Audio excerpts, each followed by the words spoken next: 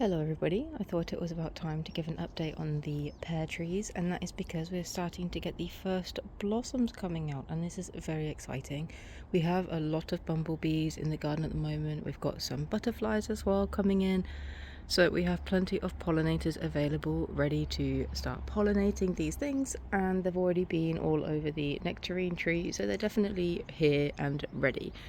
So this is one of the pear trees. This is actually a very small pear tree, so this only had maybe 5 or 6 fruits on it last year, maybe 7, and it has seemingly exploded with blossom, and that is very exciting, and it is good news for me because I am definitely wanting to learn how to prepare and store fruit long term, especially fruits, because I think very soon they're going to be very expensive. I did try and fix this broken branch, it did not work, so I will take that off and do it again, this time with some help, and hopefully do a better job. So that is this one, and you can see the hyacinths and the tulips coming up in the base of the pot, which is really nice. And sorry, this is the tulip tree, but they're in the background, so I just thought I'll show you. We've got a little clematis in the back there as well. So back to the pears, we've got them coming in. So I will show you the big conference pear. So this is the big one, and this has had the most fruit last year. It just exploded in fruit last year, and we had loads and loads. This year it doesn't seem to have as much, which I think is to be expected based on how many it had last year, but that is perfectly fine. We've got plenty from the other trees, so it doesn't really matter, and realistically we can only eat so much fruit anyway, and we've only got so much storage space, so it's not a problem at all. And I'd much rather have a healthy tree than a massive bumper crop every single year, just because that is damaging to the specimen. So we've still got plenty, and we're still going to get a really nice harvest, I hope.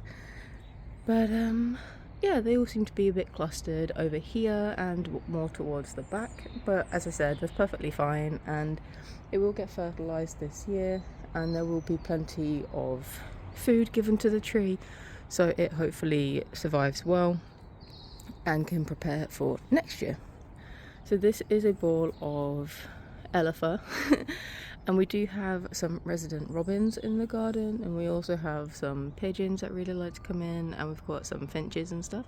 So that was put out for them to use as nesting materials, but clearly they haven't used it, so it's a shame. This branch will get pulled up soon, just not now, and I think I will cut this one off because it doesn't seem to be producing any fruit anyway, and it's just a bit too close.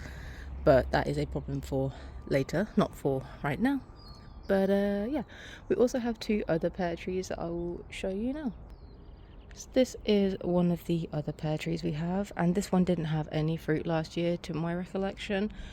I think we only had 2 that produced, and you can just see the amount of buds on it. It's crazy. So this, much like the other one, has had a massive bumper crop this year.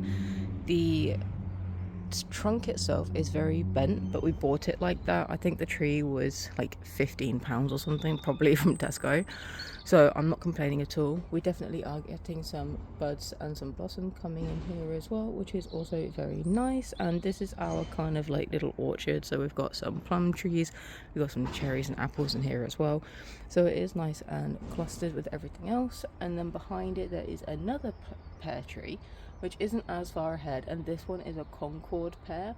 Again, this one didn't have any fruit last year, so it is very exciting to see how many it has.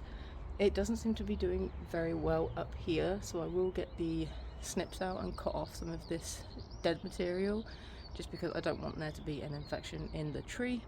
But overall it's not doing too badly, and once it's trimmed up it should look a lot better. So yeah, and then next to it it's got the plums, and I've just noticed that some of the plum blossoms open, so I'm going to do another video on those and put them in their own separate playlists. So if you're interested in plum trees or pear trees, then you know where to go. So yeah, that's it for these pears for now. I hope you have enjoyed this video, and if you have any questions I would be happy to try and answer them in the comments below. And do you guys have pear trees as well, or Are you not really that interested? Or are they just not enough space? So what's going on with you? So thank you for watching, and I hope to see you in the next one. Bye guys.